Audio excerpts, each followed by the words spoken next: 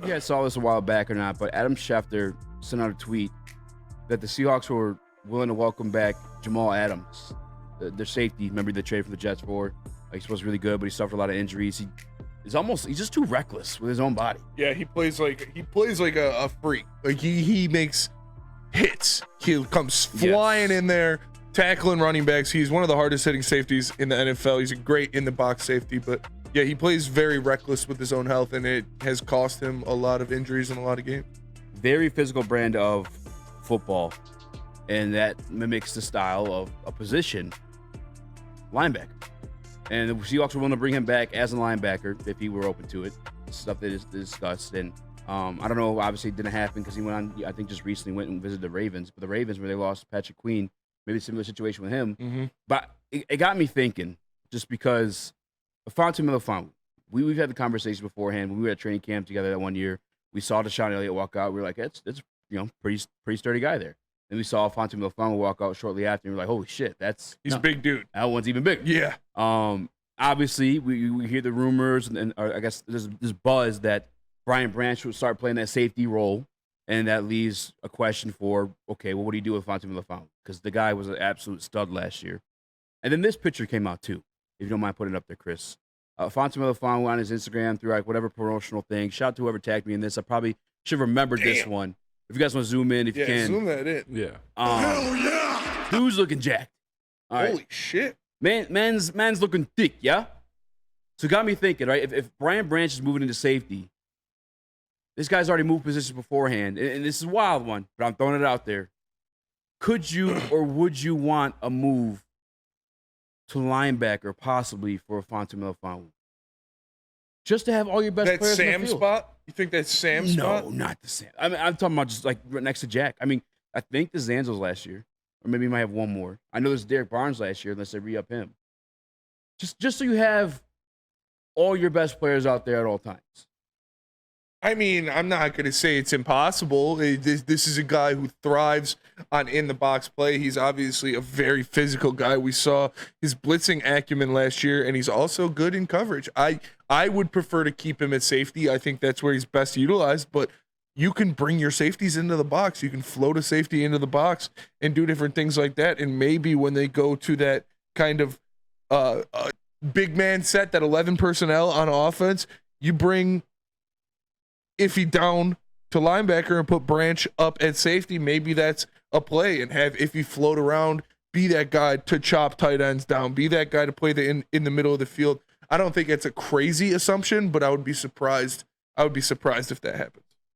Because I feel like personally, I was the biggest advocate of Melifonwu. I mean, I don't want to say it started the Chauncey Gardner-Johnson beef, but in some ways it did, just because I believed in what I was seeing in the field. Like every single week, that guy was cashing in on big plays. He deserved his time on the field.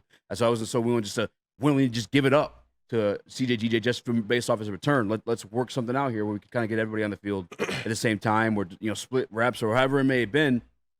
I still feel the same way. As much as Brian Branch was tremendous and fantastic at what he did at the nickel spot, obviously they want him on the field full time so he could play during those heavier offensive packages, so they don't have to take their extra DB off.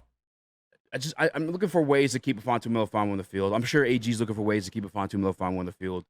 It's just a thought I'm throwing out there simply because I saw the Jamal Adams thing.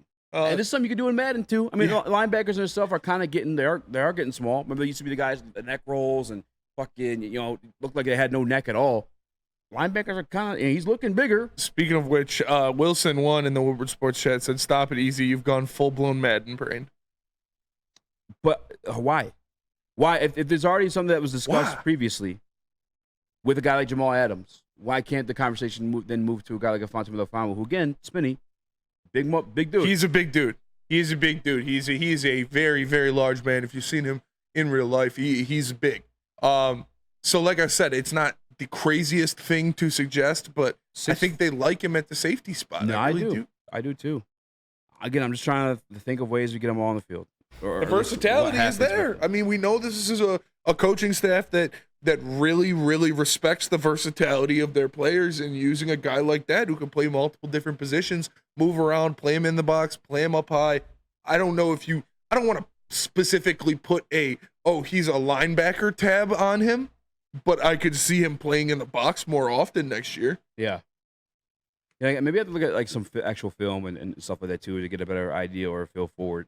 I'm not sure to be in every down situation, but you look at stuff they've done already with, I guess, from Malcolm moving him to the fullback position, Ngakwe moving him from DB to like running back, Fonte Melifonwu moving him from. I mean, that's not that big of a move, but from cornerback to safety. There's another one I'm missing, a huge one. What'd you say? Matt Nelson, another example, right? Defensive end, right tackle. You also got, Jack Campbell, guy you took in the first round, had expectations for. AG, same reasoning. I want our best guys in the field at all times. He ended up playing the sandbacker spot that he's never played his entire life. But he played reps at it last year, got a few sacks at it last year. Like, he turned out. Mm-hmm. It's just a thought. I'm just wondering, like, ways to get them all on the field. Nick, by the way, I'm cool with you guys calling me crazy. It's just the way I am naturally, I will snap back. I'm just like, that's how I am. All right. Where were you at with that, Nick?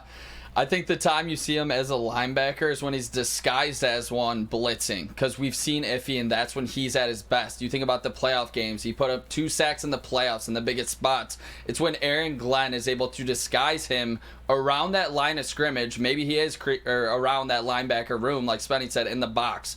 But that's when Iffy's at his best. He is rushing the quarterback, and he's hella good at it. So I could see him being around with those linebackers around them, but I don't see him like strictly playing that position. I think you get him around those linebackers when you're sending him in for a blitz. And Papa E in the Woodward Sports Chat says hybrid player in the defense equals a lock, and that is true. I said it before. They like the versatility. Guys like Iffy, guys like Sion Vaki, obviously Malcolm Rodriguez. Different players who can move around and play in different spots is a very big factor of this team and what they like to bring. So this is, again, I don't think they're gonna play him at linebacker. I would be extremely surprised if we see him lining up for linebacker snaps, but playing more in the box, playing more downhill into the running game while you have Kirby maybe single high, I wouldn't be too surprised to see. Because that's the other thing too, right? I saw a lot of comments on yesterday's video when we were doing our headlines, and because we talked about the Brian Branch moving to safety, and then people are saying like Iffy the odd man out, but I don't really necessarily, or I'm sorry, people said Kirby's the odd man out, and we talked about Justin Simmons, right? We talked about how he's good. People want him to come here in Detroit. You pull up the numbers from Justin Simmons versus Kirby Joseph last year. Kirby Joseph had better numbers. Mm-hmm. Kirby Joseph is also on a projection because he's a young player, and he's also finally got a solid 7 in front of him as well. Kirby Joseph is the only free safety on this roster, honestly. When you look at it like that, Kirby Joseph is the only true center fielder you have on this roster. Iffy and Brian Branch are more of that strong safety role. Kirby Joseph is your hawk out there. Like, this defense, this coaching staff loves Kirby Joseph. He plays a pivotal role. He is not going. I would say he has the most solidified position in that back end of the secondary. And the only other thing outside of accepting Iffy as a depth piece for me, to try and make sense again of what's going to happen with him based off what he showed you he could do last year, trade piece, maybe. Do you go out there and shop a Fonte Melifonwu, especially coming off the type of season he had? I would not be surprised. I mean, is this a guy that? And what are you shopping for? To draft refill picks, the picks you gave up? Just picks that you gave up, different picks like that. We know Brad Holmes likes his capital. If you're not looking to re-sign a guy, you just drafted a Sion Vaki who can play that position. Obviously, Brian Branch is very good at that position, so that's not really a position of need as we thought it might have been. But where was it? It was a funny comment. I missed it in the chat. Oh, Xavier D said, if he's kind of an Urlacher type, he's a hybrid. kind of an smaller Urlacher type guy. He's like Jason Tatum with dribbling. Yeah, Jason Tatum with run stopping. But I think it could be a piece like to move. Obviously, I don't want to see it happen, but this is a guy. Are you sure you want to make a financial commitment to him with his history of not playing full seasons? He's had a lot of injuries. So I'm not ruling out anything. I do think they like him and they want him out there, but that safety rotation is getting pretty full, especially with the cornerbacks that you signed. Yeah. You don't really need Brian Branch to play nickel, and we know Brian Branch is going to be on this field. Yeah, I mean, I don't know if you guys know this or not, but Terran Arnold actually was recruited as a safety at Alabama as well. Like, I guess I'm leaning maybe more towards a trade or just have to settle for him being a depth piece and you use him sparingly for special packages and whatnot. DNC ENT makes great points. As for him to move the linebacker full time, he would have to bulk up. You trust him carrying around that extra weight with his injury history. That's a good point. I don't know. I can't. And to be honest with you guys, too, this is so far fetched. I know that this is so far fetched. I'm just trying to find an answer for what the hell's going to go on in the safety room now. Because I don't see Kirby not starting, and I don't see Brian Branch, if the rumors are true, and they're not necessarily rumors. These are statements made by the head coach, Dan Campbell, and they directly correlate the comments made by Kyle Shanahan in efforts to keep Brian Branch off the field, purposely went with heavier personnel so they take off that extra DB. They want Brian Branch on the field because he's a playmaker. But Afonte's a playmaker too. Yeah, easy. I'm struggling too. That's where I'm at with it. When this team's at its best, we're causing turnovers and we're getting in the backfield. If he does those extraordinarily well, or at least he did at the back half of last season, so I don't think there's a chance that we trade him. From what we've seen last year, is he gonna be that player? We don't know yet. But do you think Aaron Glenn believes that if he can be the player that he flashed at the end of last season? If he does believe that, there's not a chance that we're trading him when we're trying to get to that Super Bowl. Again, I want everybody to take a little bit of a step back on what Ifantu Melifonwu was going to be in the NFL.